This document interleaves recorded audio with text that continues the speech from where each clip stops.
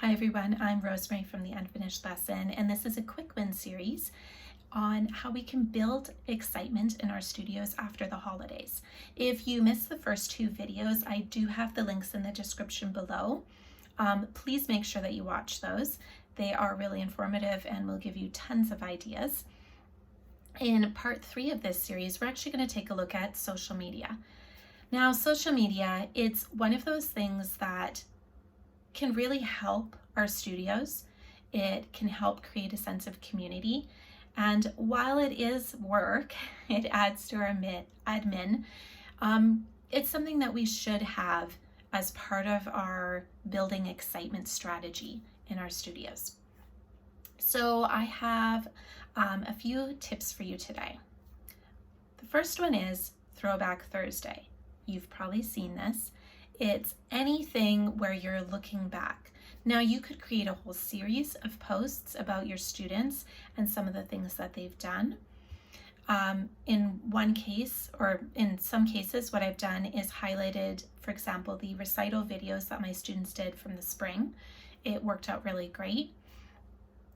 You can do things like if you've talked to your students and gotten feedback about what they really loved about the previous year, Throwback Thursday could end up being something along the lines of highlighting those in a really fun and in a picture way, like an infographic.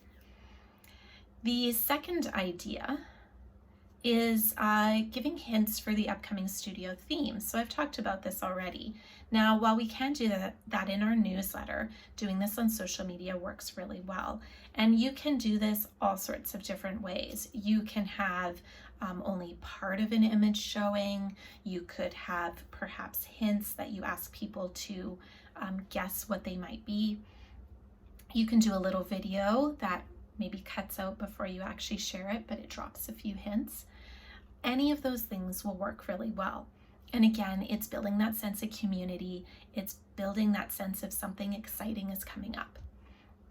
The third option is, and I'd mentioned this one, is actually videos of students playing. Again, it's that Throwback Thursday. You can highlight different things that your students have done in the studio, and whether that's them playing a song that they've learned, or improvising, or maybe it's a fun off-the-bench activity, whatever it is, by all means share it. Parents love to see things with their kids in them, and they're much more likely to share those with other family and friends. You can do a countdown to the first day of lessons. This is something I've done for years. Yes, you hopefully have that in a newsletter. Hopefully you've sent out an email letting them know, but having it in social media with a cute graphic actually does make it more interesting and more fun. If you are wanting access to that graphic, what you can do is follow the link below for the article, and there is access to the social media images that I use in terms of the countdown to when our first lessons are.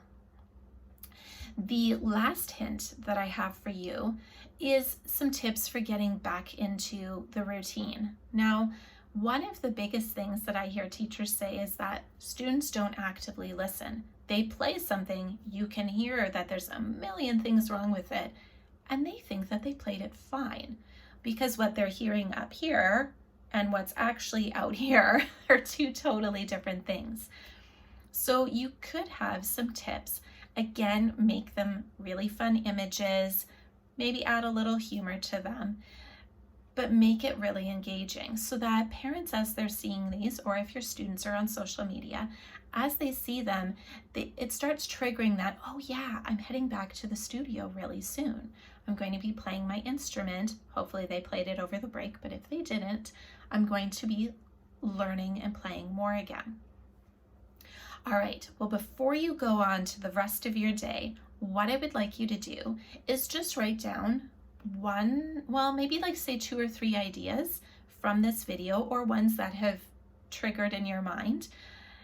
Whatever ideas you have that you could add to your social media. Remember, it doesn't have to be complicated. It doesn't have to be really long. What you can do is a mix of video, or if you prefer, just images. Whatever it is that you choose, think about what are some of the things you want your students thinking about in these weeks up until you are back in the studio.